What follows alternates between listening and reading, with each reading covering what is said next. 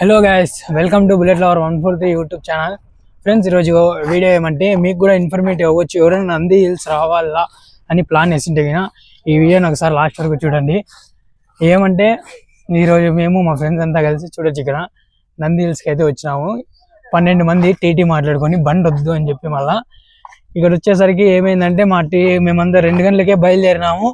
But మా TT అయిన వచ్చేటప్పటికి 4 o'clock అయిపోయింది. అటు నుంచి తగ్గి 6 o'clock వచ్చినాము. బట్ ఇక్కడ చూడొచ్చు మీరు, ఎటువంటి లొకేషన్ అయితే ఏమీ లేదు, అంత డల్ ఉంది.